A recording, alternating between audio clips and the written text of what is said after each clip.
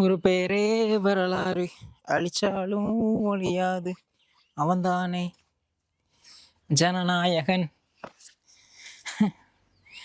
பல காத்திருப்புகளுக்கு மத்தியில், அதாவது ஆஹ், பல மாதங்கள் கிட்டத்தட்ட 7 மாதம் ஆகிப்போச்சு. ஜனநாயகன் ரிலீஸ் ஆகும் ரிலீஸ் ஆகும் ரிலீஸ் ஆகும் ரிலீஸ் ஆகும், சர்டிஃபிகேட் வரல அப்படின்ட்டு பல போராட்டங்களுக்கு மத்தியில் கடைசி சர்டிஃபிகேட் கொடுத்து இன்னைக்கு 23ஆம் தேதி படம் ரிலீஸ் ஆயிடுச்சு. ஜனநாயகன் என்ன கதை அப்படின்னு கேட்டிங்கன்னா, அதுக்கு முன்னாடி ஹச் வினோத் அப்படிங்கிற ஒரு மனுஷன் தன்னோட படம் தோக்குதோ ஜெயிக்குதோ, நம்ம மக்களுக்கு ஒரு விஷயத்த உணர்த்தணும், மக்களுக்கு ஒரு விஷயத்த கொண்டு போய் சேர்க்கணும் அப்படிங்கிற ஒரு சமூக அக்கறையோட படம் எடுக்கிற ஒரு மனுஷன். அவர் பல படங்கள் கமர்ஷியல் எடுத்துட்டு இந்த படங்கள்ல இப்படி எடுத்திருக்காரு அப்படிலாம் சொல்ல முடியாது. அவர் ஆரம்பத்திலேருந்து சதுரங்க வேட்டையிலேருந்து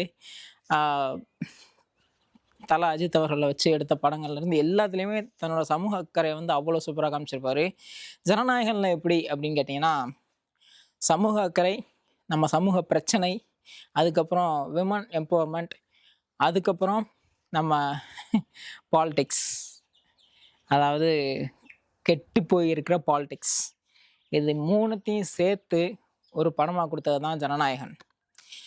எப்படி இருக்குது அப்படின்னு கேட்டிங்கன்னா, தேட்டர் மூமெண்ட்ஸே கிடையாது. ஏன்னா அது ஹச் வினோத் படம்ல தேட்டர் மூமெண்ட்ஸே கிடையாது. ஆனால் ஹச் வினோத் ஆடியோ லான்ச்சில் சொன்ன மாதிரி, ஐயா இதை அடிச்சிடலாம், தூக்கி எரிஞ்சிடலாம் அப்படின்னு நினச்சிடாங்க, இது தளபதி படம் அப்படின்ன மாதிரி.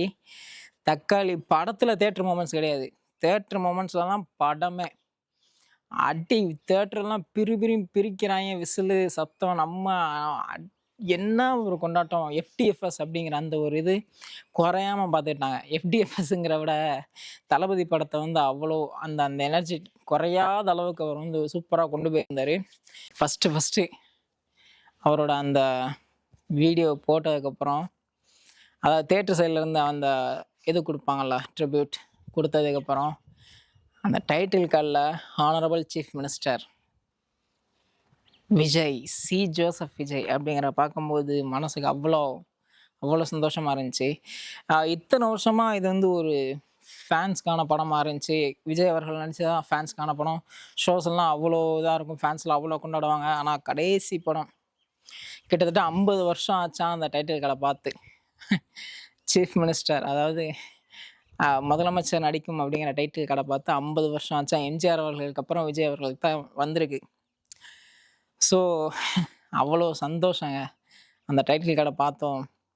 இது ஒரு எப்படி சொல்கிறது, ஒரு சீஃப் மினிஸ்டரோட படம் அப்படிங்கிறனால போலீஸ் ப்ரொடெக்ஷனோட நம்ம அவ்வளோ சூப்பராக கொண்டு போனாங்க. படத்துக்குள்ளே போமா, விஜய் அவர்களோட மகள் மமிதா பைஜு, இவங்க 2 பேருக்கு உண்டான அந்த எமோஷன்ஸ் எப்படின்னா, என்னால் அந்த கண்ணில் கண்ணீர் தேங்கி நிற்கிது. ஐயோ அழுதுட்டா யாராச்சும் பார்த்து, பக்கத்தில் இருக்கிறவங்க பார்த்து என்ன நினைப்பாங்க அப்படின்ட்டு அந்த கண்ணீரை மறுபடியும் உள்ள தள்ளுறேன். அந்த அப்பா மகளுக்கான அந்த பாண்டிங் அவ்வளோ சூப்பராக அவர் டிசைன் பண்ணியிருந்தார் ஹச் வினோத் அவர்கள். அதே மாதிரி ஃபேன்ஸுக்கும் எந்த விதமான குறைச்சலும் இல்லாமல் அவ்வளோ சூப்பராக அந்த தேட்டர் மூமெண்ட்ஸாக இருக்கட்டும், அந்த எந்தெந்த இடத்துல எப்படி அவங்க அந்த பல்ஸை பிடிக்கணுமோ அவ்வளோ சூப்பராக அவர் பிடிச்சிருந்தாப்புல. ஆனால் என்ன கேட்டிருந்தா, அந்த படம் இவ்வளோ சீக்கிரம் ரிலீஸ் ஆகிருக்கணுமா அப்படின்னு கேட்டால், கொஞ்சம் ஆகஸ்ட்டு போய் மெதுவாக ஆகஸ்ட் 15 வந்திருக்கலாம். ஏன்னா அந்த செலிப்ரேஷன் இன்னும் நல்லா நீண்டிருக்கும். ஹச் வினோத் அவர்கள் நிறையா பேட்டி கொடுத்துருப்பாங்க, இன்னும் நிறையா விஷயங்கள் நம்ம தெரிஞ்சுக்கலாம். இது அவசரமாக எப்படி இந்த வேலை போகிற அவசரத்தில் சாப்பாடை சாப்பிட்டு போகிற மாதிரி அப்பப்போ ஹச் வினோத் அவர்களோட பேட்டியை பாட்டு கடைசி அப்போ அப்படி பார்த்த படம். அதில் கண்ணகி சிலை கூட நடிச்சிருக்கோங்க, நீங்கள் போய் பாருங்கள், அவ்வளோ சூப்பராக இருக்கும். ஒரு கண்ணகி சிலை அவ்வளோ சூப்பராக நடிச்சிருக்கோம். அந்த சீனை பார்க்கும்போது உங்களுக்கு அவ்வளோ கூஸ் பம்ப்ஸ் இருக்கும். இன்னும் நிறையா இருக்குது, அதை நான் உடைக்க விரும்பலை. கிளைமேக்ஸ் எல்லாம் மிரட்டி விட்டாங்க. அந்த 2 பேரோட காம்போ, அது எந்த 2 பேரோட காம்போ அப்படிங்கிறத உங்களுக்கு அதை சர்ப்ரைஸாக வச்சுருக்கேன், போய் பாருங்கள் படத்தை. இன்னும் நான் என்ன சொல்கிறது, ஆனால் கடைசி படம், அந்த சினிமா கரியரோட கடைசி 3 மணி நேரம் அதை பார்த்துட்டு எல்லாம் செலிப்ரேட் பண்ணாங்க. நம்மளை செலிப்ரேட் பண்ணவும் மனசு வரல. பேசிக்காக நம்ம ஒரு இன்ட்ரோவர்ட், அதையும் மீறி செலிப்ரேட் பண்ணலாமா, பண்ணுவோமா, அதெல்லாம் பண்ணுவோம். ஆனா ஏன் பண்ண தோணல? அந்த ஒரு ஒரு மனசுக்குள்ள ஒரு பாரமாவே இருந்துச்சு. அவ்வளோதான் இது முடிஞ்சுச்சு. நமக்கான இந்த ஸ்பேஸ் முடிஞ்சு போச்சு. இனி வருஷத்துக்கு காலையில எந்திரிச்சு டீசரு, ட்ரெய்லரு இன்னைக்கு விடுவான், நாளைக்கு விடுவான், இந்த டயத்துல விடுவான், இன்னும் 3 மணி நேரம் இருக்கு, 4 மணி நேரம் இருக்கு, இன்னும் 6 மணி நேரம் இருக்கு. இந்த 12 மணிக்கு டீசர், இந்த 12 மணிக்கு ஃபர்ஸ்ட் லுக், அதுக்கப்புறம் பாட்டு, ஆடியோ லான்ச்சு, படம் ரிலீஸ் ஆச்சுன்னா அந்த எஃப்டிஎஃப்எஸோட அந்த ரிவ்யூஸ், எஃப்டிஎஃப்எஸோட கொண்டாட்டம். ஆனா எங்க ஊர்ல அந்த அளவுக்கு அ ஒ ஒரு டீசென்ட்டா செலிப்ரேட் பண்ணா வச்சுக்கோங்க. இந்த ராமுத்துராம் சினிமாஸு, ரோஹிணி இந்த ஃபேன்ஸ் ஃபோர்ட்லாம் இருக்குல்ல, இந்த 2 தான் எனக்கு தெரிஞ்சு அதிகபட்சம். 2 பேரோட படமா இருந்தாலும் சரி, தளபதி 2 பேரோட படமா இருந்தாலும் சரி, இந்த 2 இடத்துலயும் அவ்வளோ சூப்பரா அவங்க கொண்டாடியிருப்பாங்க. இன்னைக்கு பார்த்தா ஒரு ஒரு ஒரு கட்சி தொண்டர்கள் தான் ஆடிட்டு இருந்தாங்க அவ்வளோ சூப்பரா. ஒரு ரசிகனா நம்ம போய் நின்னு அந்த அந்த அந்த இது வரல.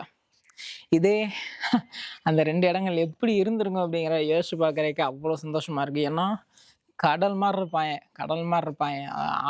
ஆடி டிஜேய போட்டு அவ்வளோ சூப்பரா இருக்கும். ஸோ படம் பாருங்க. இதில ஒரு மைனஸ் பாயிண்ட் என்னன்னா, கொஞ்சம் லென்த்து. இன்னைக்கு ஒரு படங்களோட வெற்றி தோல்வி இதே சின்ன படமா இருந்துச்சுன்னா, கண்டிப்பா அத அடி வாங்கியிருக்கும். விஜய் அவர்களோட படங்கிறனால கொஞ்சம் நிக்கும். அந்த லென்த் வந்து ரொம்ப ஆனா தேவைப்படுது. அந்த கதைக்குள்ள வந்து தேவைப்படுது அந்த லென்த்து. இல்லன்னா அது கொலாப்ஸ் ஆயிரும். அது வந்து வாஸ்தவம் தான். இன்னொன்னு தளபதி கச்சேரியில அந்த லாஸ்ட் டான்ஸ்ல வந்து அதுல ஒரு ஒரு ஒரு பாம் வச்சிருப்பாரு. அது சூப்பரா இருந்துச்சு. ஆ போய் பாருங்க. படத்த போய் பாருங்க. மிஸ் பண்ணிறாய்ங்க. தியேட்டர்ல பார்க்குறதுக்கு மிஸ் பண்ணிறாய்ங்க. இதுக்கப்புறம் நம்ம நெனச்சாலும் பார்க்க முடியாது. ரீ ரிலீஸ் 1000 வரும்.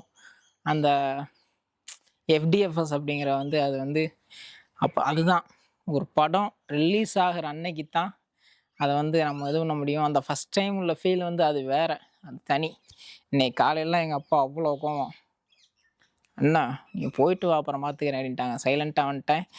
ஆனா இன்னைக்கு எம்எல்ஏ அவர்கள் செஞ்சதா, இல்ல யாரோட ஐடியா அப்படின்னு தெரியல.